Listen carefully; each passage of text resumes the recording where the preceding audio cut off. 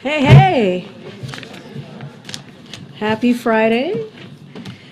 Okay, let's get started. We have a couple of things at the top before we start with your questions. So tomorrow will mark 1 year since the Supreme Court overturned Roe v. Wade and eliminated a constitutional right that it had previously recognized for nearly 50 years. That decision opened the floodgates for extreme abortion bans we are seeing Republican officials pass in states across the country.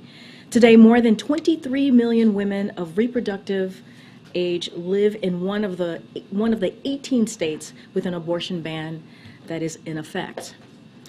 In the last year, women have been denied essential medical care to preserve their health and even save their lives. They have been turned away from emergency rooms, forced to delay care, and made to travel hundreds of miles for needed medical care. Earlier this week, the First Lady heard from some of those women who shared their stories of being denied needed health care in Florida, in Louisiana, and in Texas. And for those of you who watched, they were incredibly and powerful stories that these women shared with the First Lady. Tomorrow, the Vice President will deliver remarks in Charlotte, North Carolina, to highlight leaders on the front lines of protecting abortion access in states across the country. And as you've seen tonight, the President, the Vice President, the First Lady, and the Second Gentleman will participate in a campaign event with reproductive rights groups. President Biden and Vice President Harris stand with the majority of Americans who believe the right to choose is fundamental. As the President has made clear, the only way to ensure women in every state have access to abortion is for Congress to pass a law restoring the protections of Roe. After Dobbs, the President issued 2 executive orders directing a comprehensive slate of actions to protect access to reproductive health care services, including abortion. And today, the President issued a 3rd executive order focused on strengthening access to affordable, high-quality contraception. Access to contraception has become more important than ever following the Supreme Court's decision and ensuing crisis for women's health. And today's action helps ensure that women can make decisions about their own health, lives, and also their families. Now, as you all know, when a section of I-95 collapsed just 12 days ago, President Biden made clear that his administration would move heaven and earth to get I-95 reopened as soon as possible. 6 days ago, as you all covered and may have been there yourselves, he visited Philadelphia, where he viewed the site of the collapse and met with union leaders and local officials working day and night to rebuild the bridge. Now today, the President called into Governor Shapiro's Governor Shapiro just ahead of the press conference that the governor held, announcing to people in Philadelphia that the I-95 is now reopened. This phase of the emergency repair is 100% federally funded, and all approvals were given as quick as possible. We also deployed officials from U.S. Department of Transportation to the crash site within hours to help fast-track the effort. We are proving that when we work together, there is nothing that we cannot do. This is an important step forward, and the President and his entire administration are making clear to the people of Pennsylvania that we will be here to provide whatever it takes to keep the permanent repairs on track. Now, we'll have more to share on this, but later today and on the full week ahead.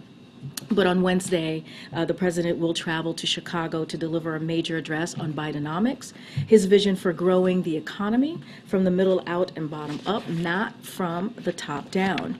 The President will highlight how, for too long, failed trickle-down economic policies had continued to be pushed by congressional Republicans, have hollowed out the middle class and sent jobs overseas.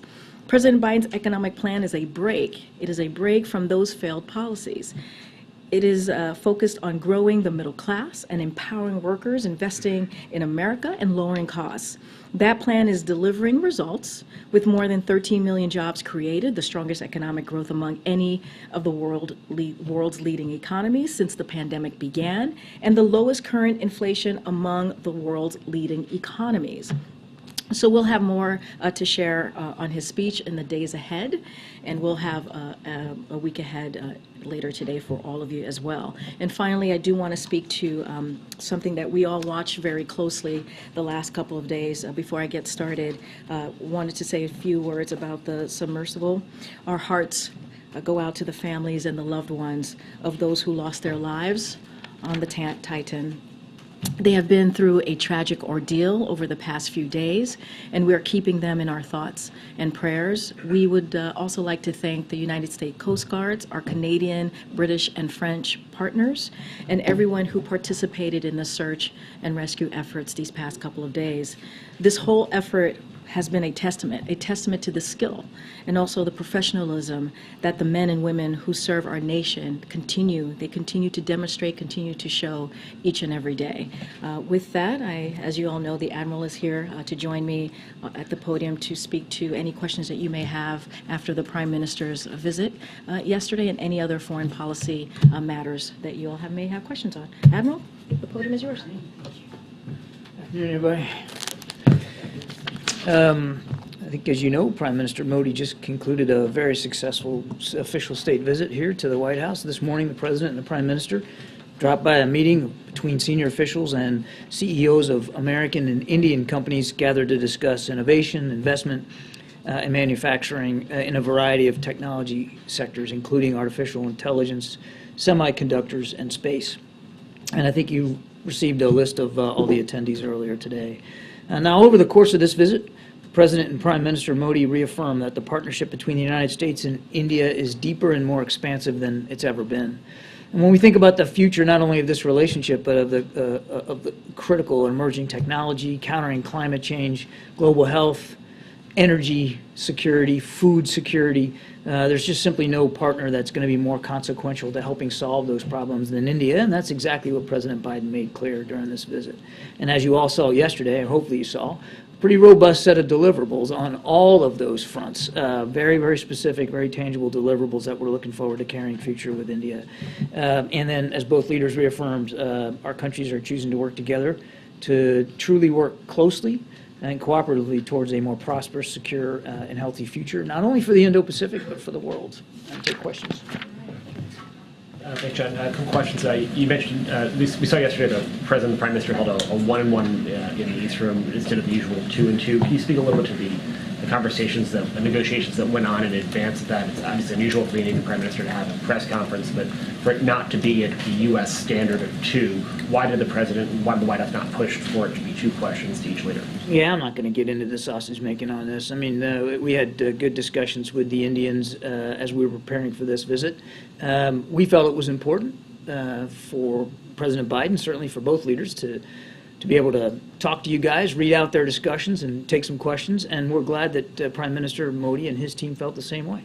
And then, secondly, Jake's travels this weekend, particularly his meetings with the BRICS minus Russia and China officials from Brazil, India, and South Africa. Do you have any preview of what to expect from those conversations? I don't have travel to really read out or talk to today. I would just tell you that Jake especially, but all of us here on the national security team work closely with the Ukrainians almost every day, whether it's talking to them about security assistance or whether it's talking to them about this idea of a just peace and the principles behind that and how you get that. And those conversations are ongoing, and we'll continue to conduct them, not only with the Ukrainians, but with allies and partners alike. Hey, John, China's complaining that the president's description of Xi as a dictator is a provocation. Could you walk us through the president's thinking on this comment? Well, the president, I think, walked you through that himself yesterday, Steve.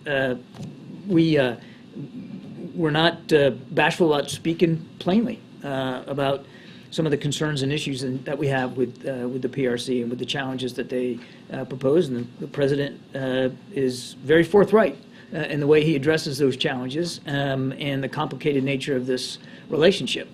But it is an important relationship, and you heard the president talk about that yesterday as well. It's one of the most consequential bilateral relationships in the world today and likely will be going forward. And that's why it was important to see Secretary Blinken make that trip to Beijing. That's why we're in discussions with the PRC about potential follow-on visits by cabinet officials. We'll see where that goes. But more critically, that's why we want to make sure we can keep the lines of communication open. And as the president said, he has every expectation that we'll be able to do that. And you see India as a counterweight to China? This state visit wasn't about China. And look, India has challenges with China as well. Right on their doorstep, but also more broadly in the region. And clearly, the challenges presented by the PRC to both our nations were on the agenda yesterday, no question about that. But this wasn't about leveraging India to be some sort of counterweight. India is a sovereign, independent state. They have their own foreign policy that they have to manage, and they live in a tough neighborhood. They are becoming an increasing exporter of security, which we welcome, and you could see a lot of that, our desire to improve the defense cooperation on hand yesterday in some of the deliverables, whether it's co-production of jet engines, whether it's their purchase of MQ-9 drones. There's a lot we can do in the security front together, and that's really what we're focused on. Thank you. So, John, just to follow up, you're saying that the U.S. does not view India as having any role in its overall competition against China. I didn't say that. I said that we're not viewing India as a counterweight to China, and we weren't approaching the state visit as some sort of messaging opportunity to China. It was about sending a message to the American people and the Indian people about how important this bilateral relationship is, quite frankly, to people around the world. India has challenges with China on their own, and they address those challenges largely on their own. Now, I will add that they are a member of the Indo-Pacific Quad and have been a terrific contributor through that multilateral forum. It's not a formal alliance. It's not, it's not a military organization, but they have legitimate concerns in the Indo-Pacific that they're addressing through their own vehicles as appropriate. And just to follow up on Steve's question, the president was so confident in saying that his dictator remark had no impact and no real consequence on the work that the U.S. and China continue to do to try to find, a place of compromise and competition. China's reacting differently, so why is the president saying so confidently that his remark had no real consequence? Because he believes it. And we're still in communication with the PRC about moving this relationship forward. That's what we're focused on. And every indication that we're getting is that that's what the PRC wants to focus on as well. Thank you. Thank you. Hi, John. The UN is saying that the violence in the West Bank might get out of hand, and the Israeli settlers' violence against Palestinians, including American Palestinians, as you know, in many villages in the West Bank, their houses have been burned down to the ground. Your own ambassador said that we cannot stand by and watch. So what does it mean? What practically, how does the White House translate this? Well, look, we've certainly seen reports now of U.S. citizens at risk and potential victims here, actually having become victims of some of the violence, and we're actively engaging with the government of Israel about that. Several U.S. government officials visited the West Bank and met with the victims of this violence in a place called Termasaya. I hope I'm pronouncing that right. And consular officials have been providing assistance to U.S. citizens as requested. So we'll continue to stand ready to do that. Look, I'll say it again for the, I don't know how many time, we condemn all acts of violence. We certainly extend our condolences to the families of those that were affected. We issue a speedy recovery for those that were injured, but the violence isn't helping reduce the tensions at all. And when you have a situation like this, leadership is really required, leadership on both sides, to stop the violence and to be demonstrable in doing so, so that the tensions can be turned down. That's what we want to see. Thank you. The Israeli National Security Minister spoke today at a settler outpost, and he urged Israeli settlers to expand their activities to be included in all of the West Bank mountains. Despite of the violence that you just talked about and the international calls to hold settlements, settlement buildings, we're still hearing this from high officials from the Israeli cabinet. Why do we still hear this, and does the White House condemn actions and calls like that? We have been clear and consistent that we do not support additional settlement activity. Our policy with respect to settlements has not changed and will not change, and will not change, and we have been very consistent in communicating that directly to government officials in Israel. I can't speak to their comments or why they're saying what they're saying. That's a better question for them. I can just tell you that our policy on settlements has not changed, and there's not going to be a change to it. Thank you so much, Karine. Hi, John. So 2 questions about the trip to Copenhagen tomorrow. Some countries that will be there, like Brazil, for example, are saying that both sides will have to concede in order to have a peace plan to work. So what does the National Security Advisor want to accomplish when he's meeting representatives of Brazil, India, South Africa, and Turkey? And does the White House believe some progress can be made during this weekend? My answer is going to be pretty much the same. I don't have any trips or travel to speak to here from Mr. Sullivan. I just tell you that we routinely have engagements of all different varieties with the Ukrainians and with our allies and partners about trying to seek a just peace and to discuss the peace principles around that. We'll continue to do that. And just one more question, very quickly, if I might. So the United States and Russia have requested from Brazil the extradition of a Russian spy who is in jail there. Is the United States seeing him as a potential candidate for a prisoner swap deal to free the Wall Street Journal reporter, Evan Gershkovich? Is this being considered? I'm afraid I don't have any context for you on that at all, but just broadly speaking, what happened that you saw yesterday, Evan's appeal was denied. Not surprising, but just another example of the egregious nature of the so-called justice system in Russia. Nothing's going to change about our efforts to try to get Evan and Paul Whelan home to their families where they belong. On Taiwan and India, what does the U.S. expect India's involvement would be at this point if China were to invade Taiwan? That's up to the Indian government, Prime Minister Modi, to determine. So you can't say anything about whether anything was discussed along those lines with As I said earlier, clearly our mutual challenges with the PRC in the Indo-Pacific was a matter of discussion. The Indians have been very vocal about their concerns too with respect to what the PRC is doing, but I don't have anything more specific to read out to you in terms of the conversations specifically regarding Taiwan. All I can tell you on Taiwan is our policy has not changed. And then on the adventure tourism vessel that was headed to the Titanic, if the Navy had audio suggesting that it had imploded, was that communicated with all the partners, that you had that audio, or so that they... The Navy did pass on to the incident commander the acoustic data that they had received. But they were also quick to make clear that they couldn't be definitive about what that data meant. And they couldn't be clear that that data was connected to the Titan, to the submersible. But they did pass that information up to the incident commander, as you would expect they would, and I'm sure that was factored into the search plan in some way, but I'd refer you to the Coast Guard to speak to specifics. Concerns that resources were wasted in searching the area the size of Connecticut? No. I think the Coast Guard has spoken definitively about this and quite well every day here, or at least every day till we got the tragic news, that there was an awful lot of effort put into trying to locate the Titan. Look, when you're in a search and rescue operation, particularly at sea, particularly in deep sea, I mean, time is not your friend. And I think you can see from the way in which this was put together in pretty quick fashion with a lot of resources from, as Karine mentioned, from multiple countries, that there was a tremendous effort put forward to try to find the Titan as quickly as possible, knowing that time was not going to be anybody's friend. John, when the president said yesterday he expects to meet with President Xi in the future near term, can you define what that means? Should we expect that by the end of the year?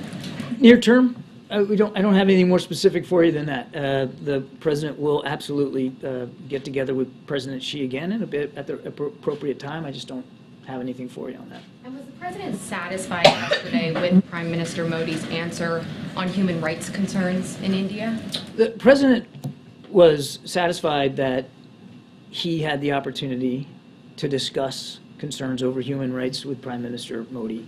And he did, as he always does. We don't shy away from discussing human rights with foreign leaders.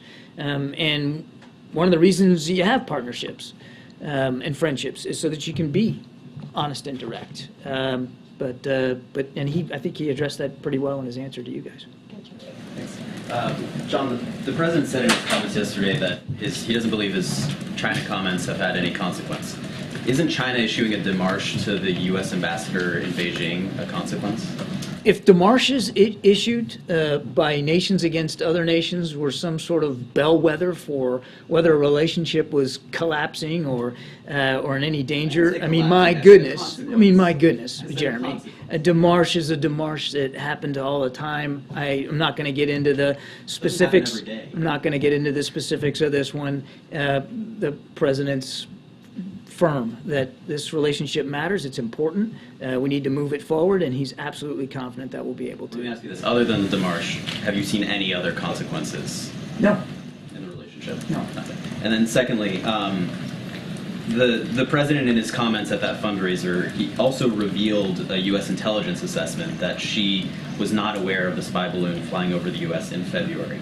What was the strategic value of disclosing that intelligence at a fundraiser? That wasn't a disclosure. That's been in the public domain. Not on the record from any... Yeah, it has been. Yeah, it was. It was. A senior defense official had talked about it before on the record, that was a possibility. Yeah. Thank you, Corinne. Hi, John. Honestly, I'm a little confused why you're not confirming Jake Sullivan's trip to Copenhagen, but especially because it's been reported by other countries' media who is attending. But let me try this way. Can you specify the kind of request that was made by the President to Prime Minister Modi in terms of supporting or getting the support of Global South countries for Ukraine? And also on that note, did the President and the Prime Minister discuss whether President Putin will be welcome at the G20 in New Delhi? I don't have anything additional to speak to with respect to the G20 and how that's shaping up. That's really for our Indian counterparts to speak to. And I'm not going to get into any greater detail on the discussions than what the two leaders talked to you guys about from the podium. And as for Jake's travel, if and when we have some travel to talk to, then by goodness, we'll talk about it. Okay, and one more question on the Zaporizhzhia nuclear power plant. There's a little bit of confusion. I think President Zelensky is saying, or was said yesterday, that Russia is plotting a terror attack on the nuclear power plant. President Putin today is urging the International Atomic Energy Agency to ensure that Ukraine does not attack the power plant. What is the administration's understanding on this? What's your assessment? And are there anything that you're doing in particular to that issue? We're continuing to monitor it closely. We are able to monitor some radiation sensors that are around the plant, and thus far we've detected no elevated levels of radioactivity. Do you have any sense of who's going to attack, if anyone is? Look, I've seen those reports, I've seen those comments. I just don't have anything to confirm them or speak to the validity of them. The only other thing I'd say, and we've said this before too, is that I think we should all be able to agree that a nuclear power plant is not a great site for military operations one way or the other. John, just on the issue of Russian oil, does the president come out of this meeting with Modi with the belief that India may actually reduce its purchases of Russian oil, and to what extent did that come up in your conversation? India has to make its own choices about oil purchases, and we hope that we can continue to see that they purchase Russian oil at or below the price cap as they have been. And then just on NATO, the president's going to be leaving in a couple of weeks. Where do things stand in terms of, his effort to help Sweden become a member of NATO? Should we expect a call with Erdogan in the coming weeks? There's conversations ongoing between the Swedish government and President Erdogan. We have been encouraging those conversations to continue. It's important for them to do that. And as the president has said, he's confident that the two nations will be able to come to an accord and will be able to welcome Sweden as the 32nd ally in NATO. I couldn't begin right now to give you like a time frame of what that's going to look like, when and under what circumstances. But the fact that they're still talking is a good thing. And again, the president remains optimistic. Thanks, Kevin. John, in light of what's happening in the West Bank, many scholars believe that the two-state solution option is not viable, yet you are stressing that it is viable. The question, you didn't do anything actively to revive the talks between the Israeli and the Palestinians. Why? And I have another question. We have been engaging both sides. And when the president visited last summer, he met with Palestinian leaders as well as Israeli leaders, and we have followed up through diplomatic channels ever since then. And we're not walking away from the belief in a viable two-state solution. We absolutely still believe that that's possible. So I just actually take issue with the,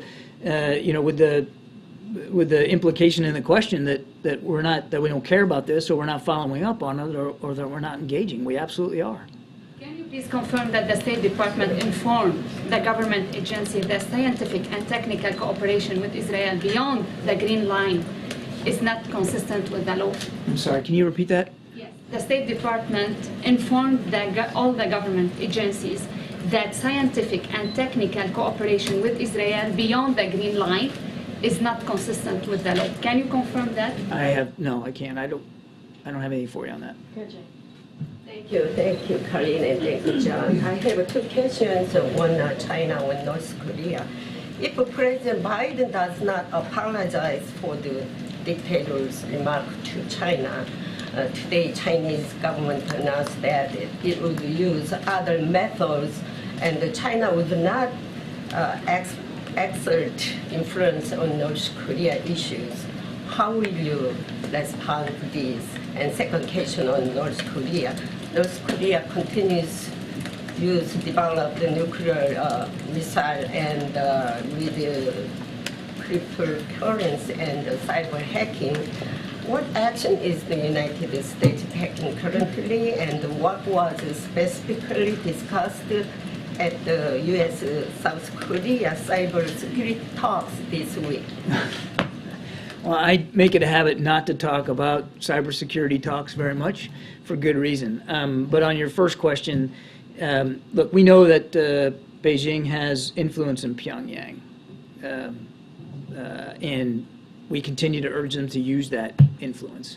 We continue to urge them to actually implement the UN sanctions that have long been in place on North Korea's program, and we continue to urge China to take a broader, longer view here of the challenges that are presented by North Korea's burgeoning program, both their ballistic missile program and their nuclear ambitions. Do you think the president will going to apologize, as mentioned? The president was very clear yesterday that he'll continue to speak forthrightly and bluntly about the challenges that we face with the PRC. He will also continue to speak bluntly and forthrightly about the opportunities that are still resident in that relationship and trying to move that relationship forward. The State Department says that it organized a meeting earlier this month in Cairo with other nuclear powers, including Russia. I was curious if you could tell us what was accomplished during those couple of days. I know Russia was involved, representatives from the Yeah, so look, this is a routine continuing dialogue. We just happen to be the chair of these nuclear nations, nuclear armed nations, and it's done at a working level. This one was in Cairo earlier this month. We chaired it. It was a good opportunity. The State Department put a statement out. I'd certainly encourage you to talk to them, but it was a good opportunity for dialogue about nuclear safety protocols and procedures. It's done at a working level. But it's not like a precursor to any broader talks as it relates to it is a new treaties or anything like that. No, it's a routine process. We happen to be the chair, and we convene the meeting as the chair of this working group, and it is at a working group level. Thanks. So back to India. Is it this push for American companies to do more business? This push for American companies to do more business in India, is that a way to move away from China? A way to move for who to move away from China? From the U.S. Is pushing U.S. companies to do business in India a way to move those companies away from China? It's a way to encourage mutual investment with India. Last two, Karen. Thanks.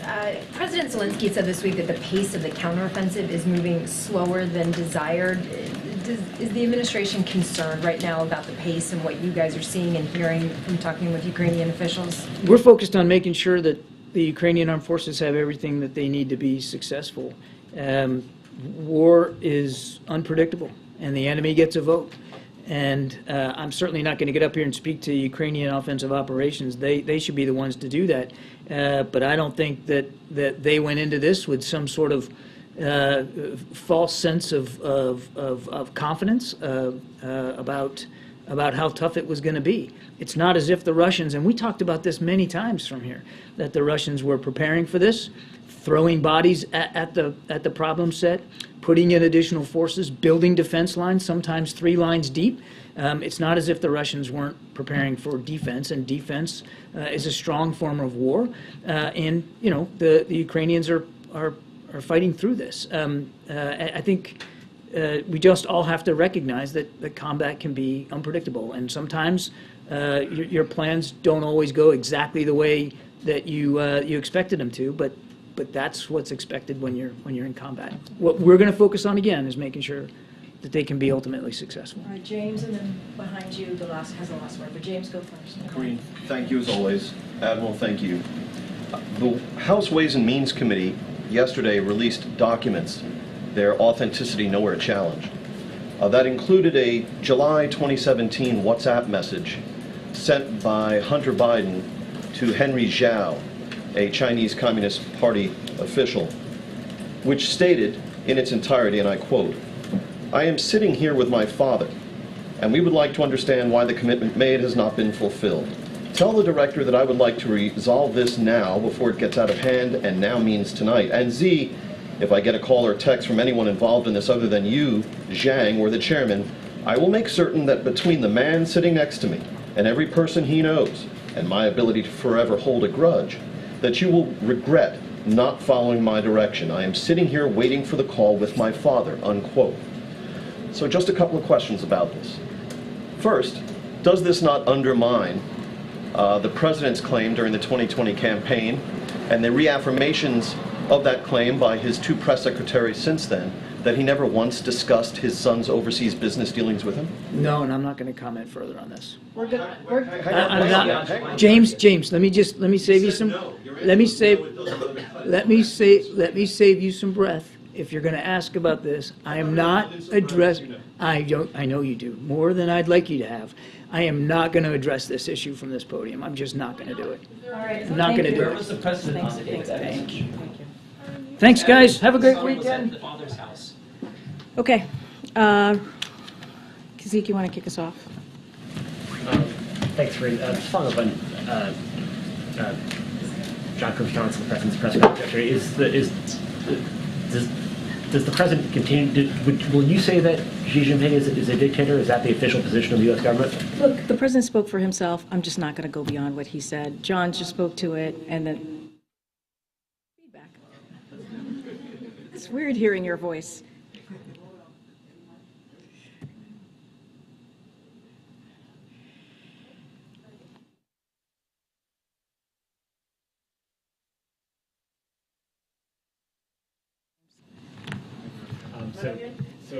Is it good? We're good to go? No.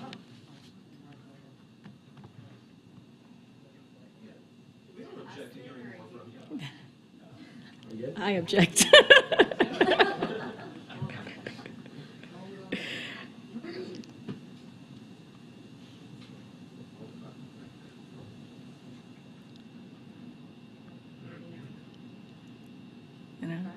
Hello? Hmm?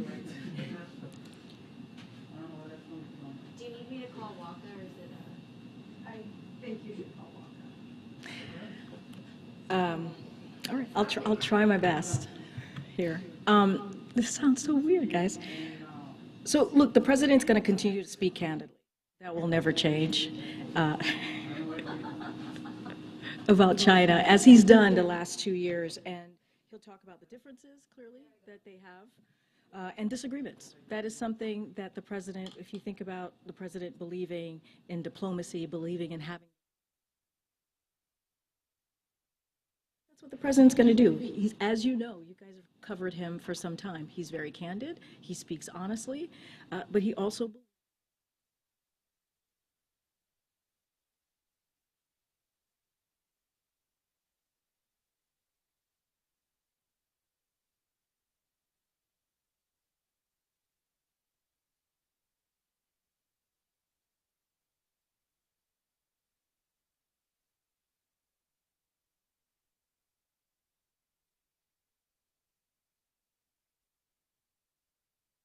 MAGA. Despite the Office of Special Counsel's opinion on the matter, your office has continued to put out a paper using that phrase. You have in the past have brushed off all questions about any political concern, saying this administration follows the law. So why, in this case, are you going with your own interpretation of the law rather than the independent office? Oh, I wouldn't say it's our own interpretation of the law. I would strongly disagree with that statement. What I'll say more broadly, and there's a couple of points that I want to make here. So, look, the White House counsel's office is reviewing, as I mentioned last week, OSC's opinion and having a routine dialogue with them. That's what we're doing. That's what we said last week, and that's what's going to continue.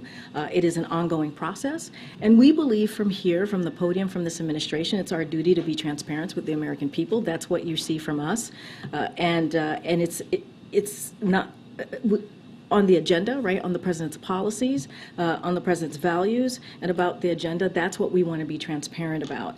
And look, just a couple of facts here. OSC has said that they view terms like Tea Party as acceptable, and this is a similar phrase, right? When you think about when you think about MAGA. In fact, OSC itself stated that MAGA could be used for official purposes during the Trump administration and permitted Mick Mulvaney to repeatedly use the term in his official capacity. So congressional Republicans has also used the term, as I mentioned here last week when I was asked about this, the same phrase to discuss their own agendas, their own proposals, their own policies. And so we have used the term MAGA in an official capacity as we are, when you think about the contacts, when we talk about their proposals, that's how we've used it, and their related values, as Republican officials say. And so we never directed it towards a campaign. We've never done that because, again, we respect the rule of law and have not done that. And so that will continue to be the case. And again, this is being reviewed. There's a conversation that's going to happen with our White House counsel and OSC, but you know, I'll let that process continue. Thanks, Green. Former Vice President Mike Pence is calling on every GOP presidential candidate to endorse a 15-week abortion ban. In what ways does this administration expect that abortion access and reproductive rights would be targeted if Republicans take control of the White House? So I just want to be really mindful, as I was just asked about the Hatch Act. I'm not going to comment on any specific Republican candidate here or anything that's related to 2024. What I can speak to easily is more broadly, and we've seen it. You've heard me at the top talk about how this president and the vice president is going to continue to fight for fundamental rights as we see it when it comes to reproductive rights, when it comes to having access and women being able to make a decision on their own body, to have that conversation with doctors. That's something that the president's going to and the vice president's going to continue to fight on. As it relates to just more broadly here, to your question about the 15-week or 12 weeks, whatever it is, look, we have seen from Americans, majority of Americans, who do not want politicians making their health care decisions for them. That's been clear. We've seen that in majority of Americans, of every ideology, right? If you think about that. And so what we are going to continue to do, what we are committed to those Americans, the majority of Americans, all Americans across the country, is that we're going to continue to fight, and the president has been very clear, to restore the protections of Roe. And we believe that needs to happen through national legislation. How worried is the White House that Republicans in Congress or state legislatures will target contraception next? Look, I mean, it is a concern, right? In this state house, just this session alone, right, in 2023, we have seen more than 300 bills attacking reproductive rights, reproductive health care, right, including contraception, either eliminating it or limiting it. And that's a problem. And that's why we've continued to speak to this.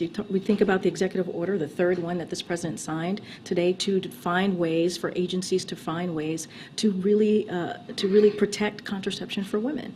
And so the president's going to take action. You're going to hear from both the president and the vice president later today. The vice president's going to be in North Carolina tomorrow. You saw the first lady having really impactful, powerful conversations with women and what they've had to deal with. We have seen stories that many of you have written about when you take away that access, that type of healthcare access for women. It's hurt women. It's put their lives at risk.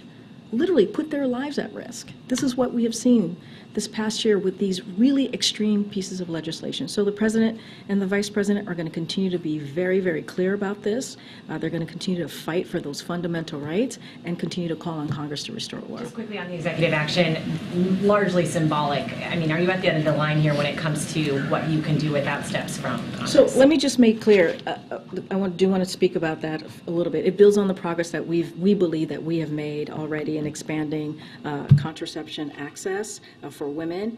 If you think about the Affordable Care Act, it helped millions of women save billions of dollars on birth control that they need and want. And so we understand that there are gaps still as it relates to that. And so that's what this executive order does today. It does a couple of things. It safeguards access.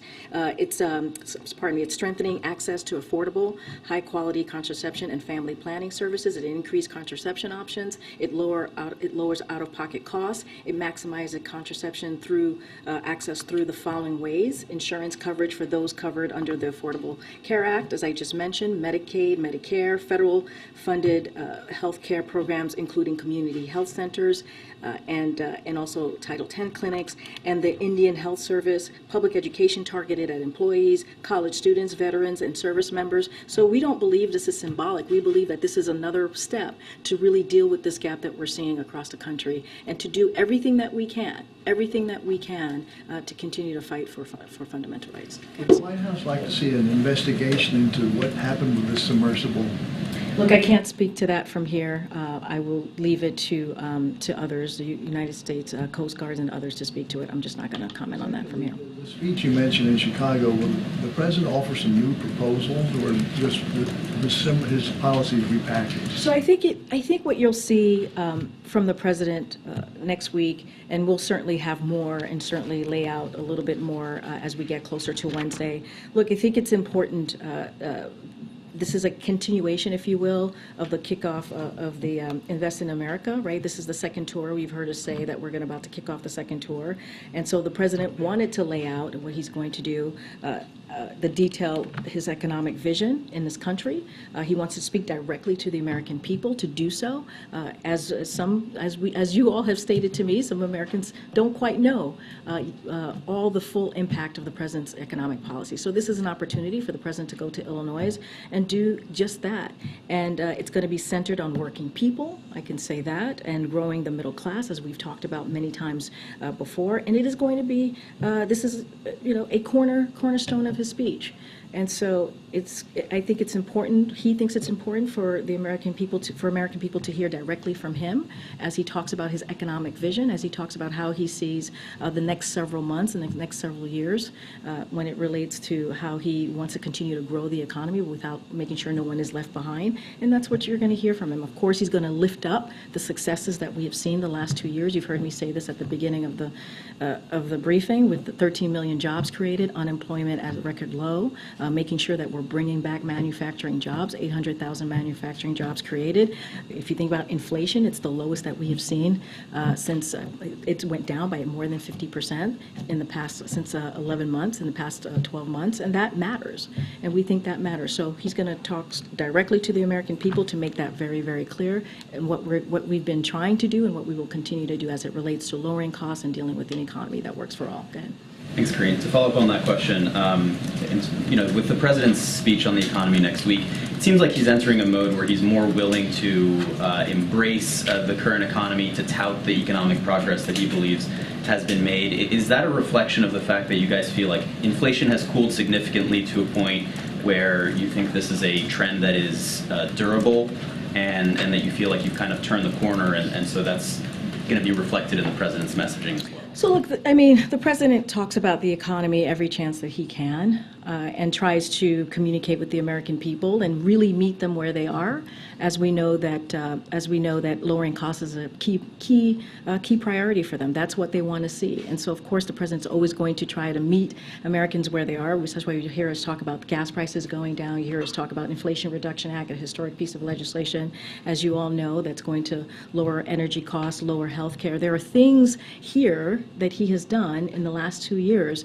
that we have talked about over and over and over again. This gives him an opportunity to do it in a way that he talks about it in a fulsome, if you will, way and approach. Where he'll be in Illinois, he'll talk about Biden economics more broadly. He'll talk about the next kind of how he sees the future and dealing with the economy. And I think that's all incredibly important. Look, you know, and I think as you talk about the economy and where it's going, we've been very clear. We believe that we're headed to a slow and steady growth. We believe that the work that the president has done with economic policy, as he continues to move forward with it, as you continue to implement those really key important pieces of legislation, is going to continue to grow important jobs, jobs that are union jobs, jobs that are going to be able for Americans to put food on their table. All of these things are important. But like I said, we understand that a lot of Americans don't know what the president has done. I'm just trying to get a better sense of why now for this speech. Is it tied to the progress in the economy? Is it tied to just like the moment we are in the political season? I mean, what? I think it's a combination of things, right? We've shared the good news that we've heard from the data over the past several months, right? We've put that out there. We lift up how inflation has gone down, as you just stated. And also, we want to continue to talk about the historic legislation, right? So this is all very important. We talked about the Invest in America. We talked about doing the second portion of the tour.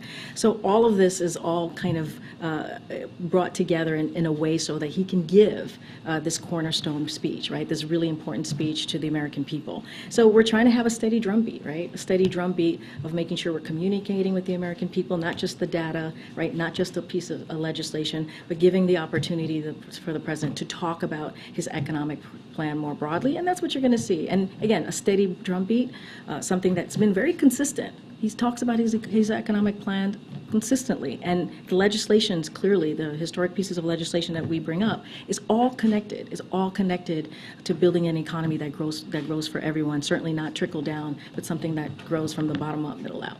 And then secondly, the president invited his son Hunter to the state dinner last night. I'm wondering if you could take us into the thinking and decision-making of why the president decided to invite his son. I'm just not going to get into family discussion, personal family discussion. As you know, Hunter is his son. I'm just not going to get into it. Let me ask you this. If Hunter Biden wasn't the president's son, would he have invited someone who had just reached a plea agreement with federal prosecutors 2 days earlier? A couple of things. Again, that's his son. He's a family member. It is not uncommon for family members to attend events at the White House. You could look at past presidents. I'm sure you have. So that is not uncommon. As it relates to anything related to Hunter, I'm just not going to respond to it from here. Can I follow up on that? Okay. No, I just called on somebody. Go ahead. Yeah. So Kirby wouldn't answer James's question, though. Are you going to answer the question? I mean, not a reasonable question to ask whether the President of the United States was involved, as this message seems to suggest, in some sort of a coercive conversation for business dealings by his son. Is that something, if he wasn't, then maybe you should tell us. So here's the thing, and I appreciate the question. I believe my colleague at the White House Counsel has answered this question already, has dealt with this, has made it very clear. I just don't have anything to share outside of what my colleagues have shared, and so I would refer you to him and the DOJ. Just not going to comment from here. Text message. What I can tell you is I know that my colleague has dealt with this. He addressed this at the White House Counsel. I just don't have anything else to share. I just answered the question. I just answered the question. No, you didn't. Yes or no, was the president involved in the shakedown attempt? Stephen, I just answered the question. It's not up to you how I answer the question. I just answered the question by telling you my colleagues at the White House Counsel has dealt with this, and I would refer you to them. Go ahead. Can you just remind us what your colleague said from the White House Counsel so we have it from you at the podium? I would refer you to them, and they will share their statement with all of you. My question is about your statements from that podium. You've stated that the president stands by his comment from the 2020 campaign that he never once discussed his son's overseas business dealings with his son.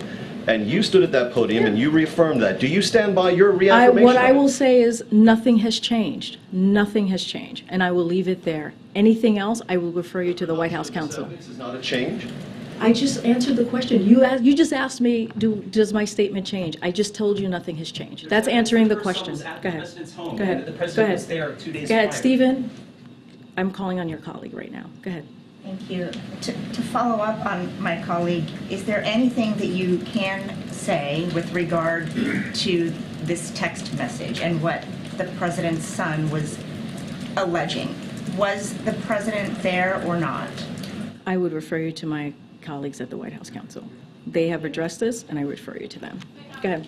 Karine, have you spoken to the president about this? Have you asked him whether he was there with his son on July 30th? This is not a conversation that I've had with the president. Again, I would refer you to the White House Counsel. Do you plan to have that conversation with the president? No. Did the president speak with the attorney general at all I last can't. night?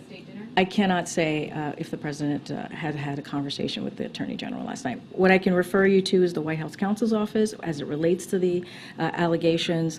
They've already addressed this. This is something for them to deal with. I refer you to the Department of Justice on anything else if you don't want to speak to the White House counsel's office. And there was reporting earlier in the week that after the plea agreement was reached by Hunter Biden, that the president felt relieved that that part of it was behind him. Is that true? Can you speak I can't to his speak to that. I cannot speak to the president's mindset. Again, I would refer you to the White House counsel's office. Get it.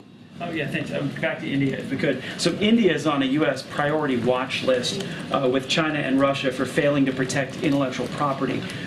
With this push to get American businesses to move into India more and invest in India, what assurances did you get from Prime Minister Modi that India will protect intellectual property?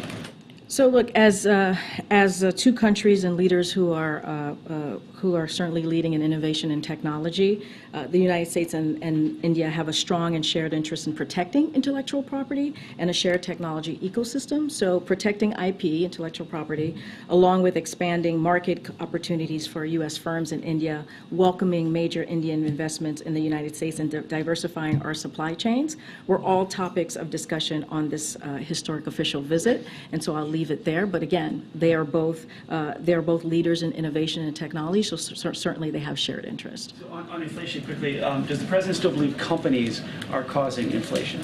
So look, as you know, the president, when it comes, I just went to laid it down for Jeremy about how important it is for this president to deal with inflation. We've seen inflation go down by more than 50% in the last 12 months, and we think that's incredibly important.